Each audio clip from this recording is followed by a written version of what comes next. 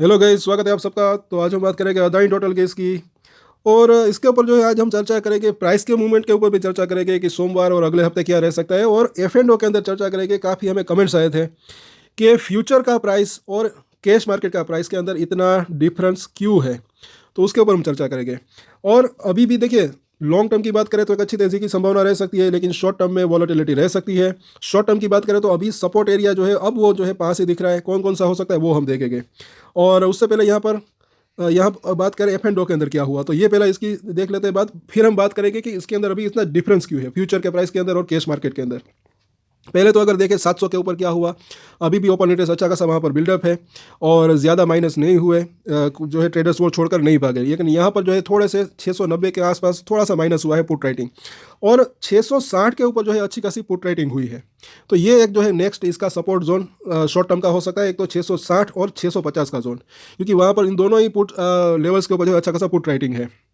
और उसके नीचे जो है 600 रुपये के ऊपर हल्की सी जो है पुट राइटिंग हुई है, लेकिन वहाँ पर इससे पहले यहाँ पर अच्छी खासी हुई है। तो सोमवार के दिन इस लेवल के आसपास अगर आता है 650 से 660, यहाँ से एक बाउंस बैक आने की संभावना रह सकती है सोमवार या मंगलवार को। और सामने क्या हो रहा है कॉल राइटिंग में, तो यहाँ पर भी हम देख लेते हैं। तो यहाँ पर जैसे कि 700 के ऊपर अब क्या हो गया, यहाँ पर अच्छी खासी कॉल राइटिंग हुई। 690 के ऊपर भी अच्छी खासी कॉल राइटिंग हुई। तो ये अभी शॉर्ट टर्म की बात करें तो 700 से 690 जो है एक अच्छा खासा तगड़ा रजिस्टेंस बन गया इसका। ओपन इंटरेस्ट भी अच्छा खासा बिल्डअप हो गया। तो ये होता रहता है मतलब। अब यहाँ पर बात करते हैं इसके वो फ्यूचर एंड ऑप्शन की। उससे पहले अगर आपने ये वीडियो नहीं देखी तो ज़रूर देखें, कल की वीडियो है, एक अच्छी न्यूज़ भी है। इससे जो है लॉन्ग टर्म में कंपनी को फायदा हो सकता है, ऐसा मुझे लग रहा है। अब आगे देखते हैं। यहाँ पर ज़रा देखें पहले इनका फ्यूचर प्राइस हमने देखा कितने के ऊपर क्लोजिंग है, 680 के आसपास, यानी कि 600 अभी देखा हमने 681 के आसपास। लेकिन इसका फ्यूचर का प्राइस ज़रा देखें। इसके ऊपर हमें काफ़ी कमेंट आ रहे हैं कि ये 645 इतना ज़्यादा डिफरेंस क्यों। तो इसका एक रीज़न है। अभी हम जो है निफ्टी की भी बात करेंगे। निफ्टी ये ऐसा जो है इसको आप कॉमनली कह सकते हैं, ऐसा होता रहता है कई बार, क्योंकि ये फ्यूचर जो होता है उनके सौदे अलग होते हैं, कैश मार्केट के सौदे जो होते हैं वो भी अलग होते हैं।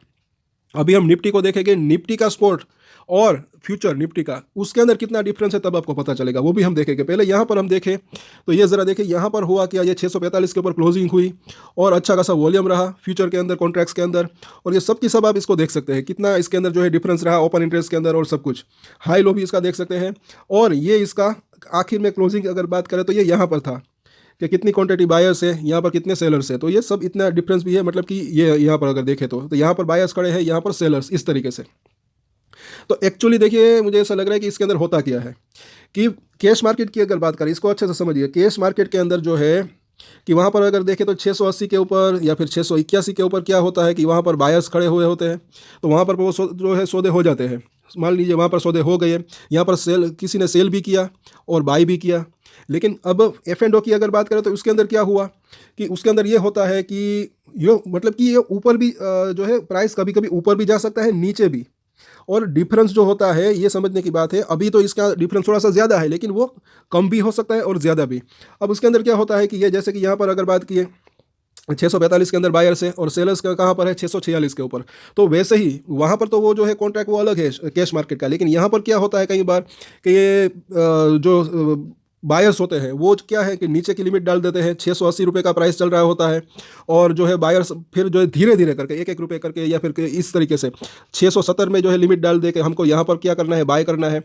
तो जो सेलर्स है, सेलर्स जो है वो तैयार हो जाए 670 में बेचने के लिए, तो उसका प्राइस क्या 670 जो है वो हो जाता है। उसके बाद फिर वापस से वो जो है उनकी डिमांड नीचे आती है, वो 660 रुपये के ऊपर भी जो है सेल करने के लिए तैयार हो जाता है। तो बायर्स तो क्या है उनको और नीचे प्राइस मिलता है, तो वापस से वो बाय करने के लिए स्टार्ट कर देते हैं। तो उस तरीके से प्राइस जो है वो घट सकता है और उस ये कर करके जो है यहाँ तक ये प्राइस आ गया होगा इसका। तो उस तरीके से जो है डिफरेंस होता है। ये एफ एंड ओ का प्राइस जैसे कि हमने बात की वो भी अलग, उनका जो है वो कॉन्ट्रैक्ट सब वहाँ पर बाइंग और सेलिंग यहाँ पर आप देख सकते हैं वो अलग होती है और कैश मार्केट के अंदर भी अलग होती है। तो कभी कभी डिफरेंस ज़्यादा और कम होता जो है वो होता रहता है। आई होप कि आपको समझ में आ गया होगा। अभी भी समझ में नहीं आए तो नीचे कमेंट ज़रूर करें, पूछ सकते हैं। ज़्यादातर जो है हम कमेंट का जवाब वीडियोस के अंदर ही देने की कोशिश करते हैं।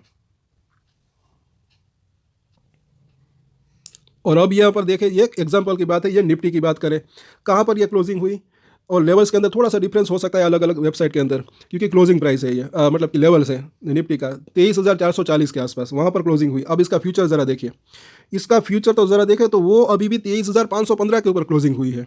इतना ज़्यादा डिफरेंस, मतलब कि 70-75 पॉइंट से भी ज़्यादा का डिफरेंस, मतलब कि उसके आसपास का जो है डिफरेंस ये निफ्टी के कॉन्ट्रैक्ट के अंदर, जनवरी का कॉन्ट्रैक्ट ही है ये। तो ये होता रहता है। फ्यूचर F&O की बात करें और कैश मार्केट की बात करें, कभी जो है ये डिफरेंस कम होता है, कभी ज़्यादा होता है।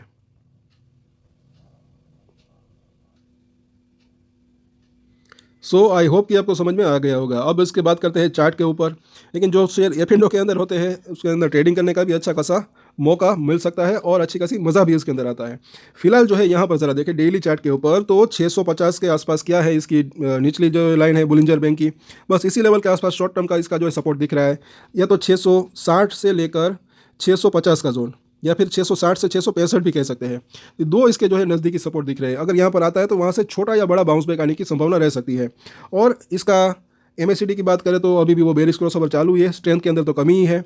लेकिन वो जो 5 और 9 डेज के मूविंग एवरेज के ऊपर निकले तब जो है स्ट्रेंथ वापस आ सकती है, कहीं ना कहीं ऐसा लग रहा है। अब RSI अगर देखें तो अभी भी ये 42 के आसपास है, 30 के पास तो नहीं पहुंचा है, तो ओवरसोल्ड जोन के पास तो नहीं पहुंचा। लेकिन कहीं ना कहीं मुझे ऐसा लग रहा है कि ये जो है 680 का प्राइस है, तो सपोर्ट की बात करें तो 665 से लेकर 650 के आसपास आता है। तो शॉर्ट टर्म की बात करें तो इस लेवल्स के आसपास से इसके अंदर एक बाउंस बैक आ सकता है, और बाउंस बैक छोटा या बड़ा भी हो सकता है। और नीचे से बाउंस बैक आता है तो यही लेवल जो है अभी ये इसका जो है रजिस्टेंस एरिया हो सकता है। और उसके बाद अभी 700 से लेकर 720, बस एक ही ये जो है रजिस्टेंस बना हुआ है। ये लेवल पार हो जाए फिर ये वापस से 750 से 800 तक जाने की इसकी संभावना रह सकती है। और ये हम बात कर रहे हैं शॉर्ट टर्म की।